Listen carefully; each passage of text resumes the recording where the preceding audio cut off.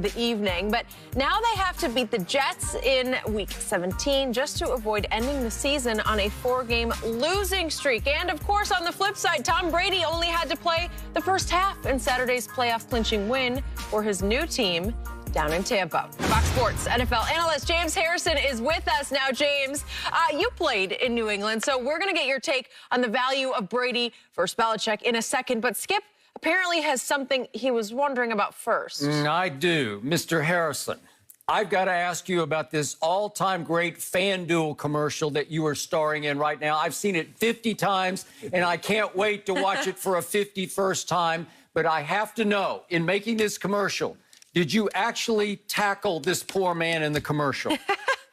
So the man in the commercial, I didn't actually tackle him. I tackled his stunt double.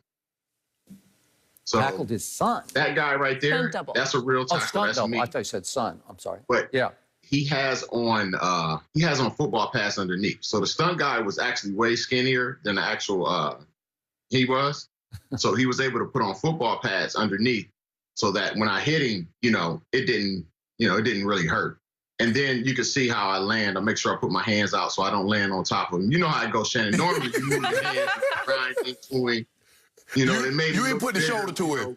Doorway, so they shrink the doorway like 6 inches. So when I'm coming through it, it looked like I'm filling it up a regular doorway, but they shrunk it a little bit. So it looked it looked a lot more than what it actually it was. But so it was a good time. were you moving at full speed when you first make contact?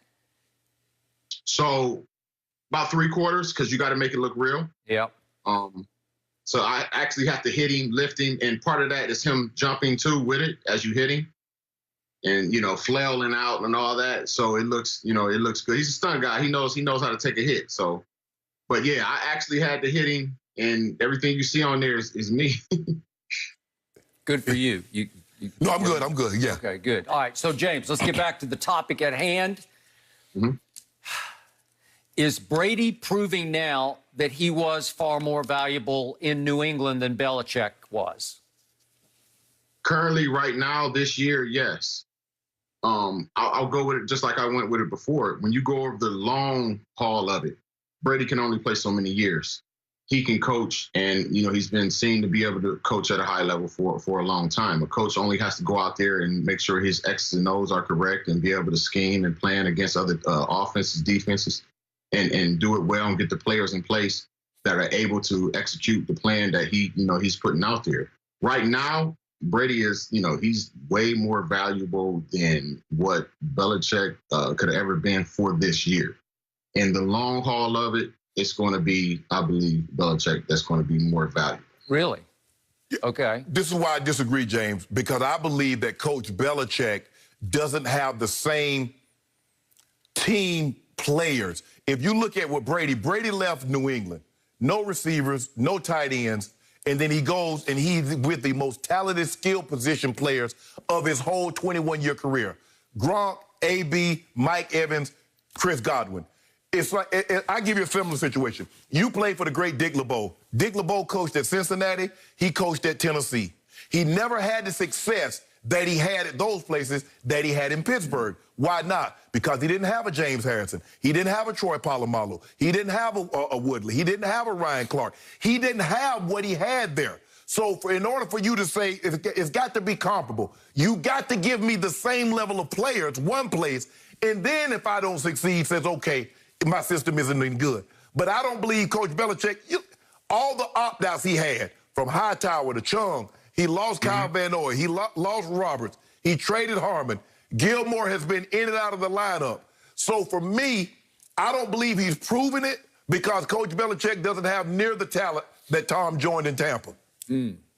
Yeah. I understand that, but if you just go back to to the position itself, look at the production, that he got out of his quarterback or quarterbacks in New England and what, Thomas did over there in New England. I understand he has a different, supporting squad, but I mean, come on now, like you can get a quarterback to be able to do a little bit better than what you've seen in New England this year. But you heard what James said. He's saying long-term, Belichick will prove to be more valuable. It's just this year he's saying Brady's got him for a year. But, Skip, we saw 2008 when Matt Castle came in and had the same level of talent. Coach Belichick had the same level of talent. He didn't make the playoffs, but he went 11-5. There's a possibility that 11-5 team can miss the playoffs this year. So it's abnormal that it happens. I just think the thing is that Tom was smart enough to see the writing on the wall. Like, man, I can't win no championship. I can win some games. And Skip, he went to the playoffs last year. But he's like, I can't win no championship with this. How am I going to win a championship? I got no Gronk. I got no receiver that doesn't pose a threat to anybody. And you want me? Nah, I can't do it anymore, Coach. Okay, I'm going to remind you. So you believe in the short and long haul that he made that Brady is the right choice? I just knew Coach Belichick thinks that there's a shelf life. And I think it was Coach Wall, Skip, that says once a guy, Brady has defied time because normally when a guy hit 30, oh, he's about to slow down. But these quarterbacks now, they're playing well into their 30s. And a lot of them are going to approach their 40s. But Coach Belichick had it in his mind that he wanted to go in a different direction without Tom Brady. That's what this was. This was about credit. And he got tired of Tom Brady getting the credit. Tom's like, okay, I was sharing it with you, but okay, you want me out? I go, and I'm going to go right down here. I don't think it was a credit thing. I think it came down to him seeing, that, Tom is getting older.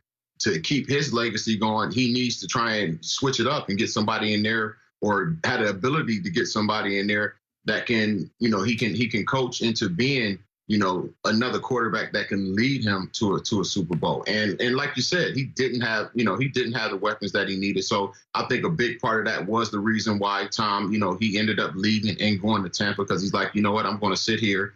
I've been sitting here for the last couple of years asking for certain weapons and I'm not getting them. What's going to change now? And I understand that. Okay, I'm going to remind both of you. Tom Brady says he's going to play until he's 45, and I'm not going to bet against him. Shannon has been trying to retire him for each of the last 4 years.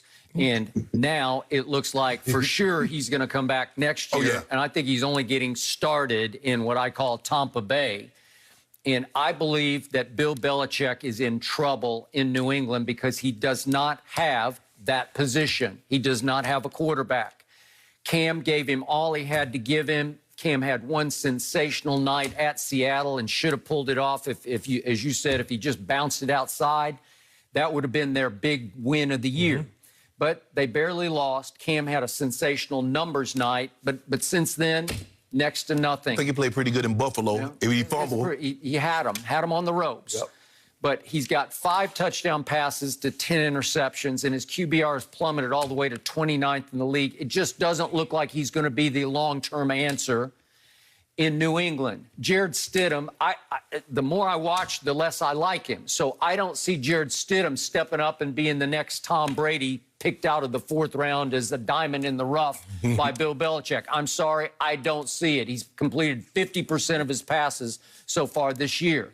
So it looks to me like Bill Belichick is getting exposed because he's not able to team build, and he always had the ability to buy all the groceries in New England, but he always had the quarterback. And to me, the quarterback, as James experienced in that brief time he was up there, he just might be the greatest leader in the history of sports. And he kept that locker room together when it wanted to mutiny against Belichick.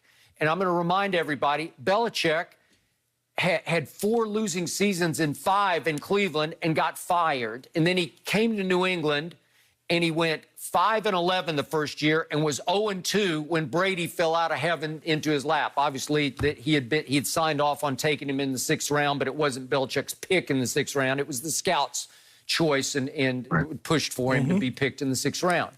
So the point was, Bill Belichick at that point in his head coaching career was 12 games under 500. So I give you, if you want to talk greatest defensive coordinator ever, he's certainly in the conversation. I'll give you the edge. I'll give you Bill Belichick, greatest defensive mind in history.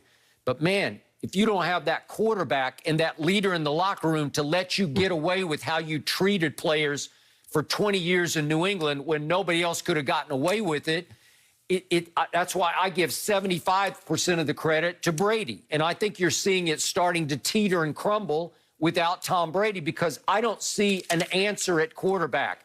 I don't see him snapping his fingers and getting that guy next year to go forward with. So I think he's in big trouble.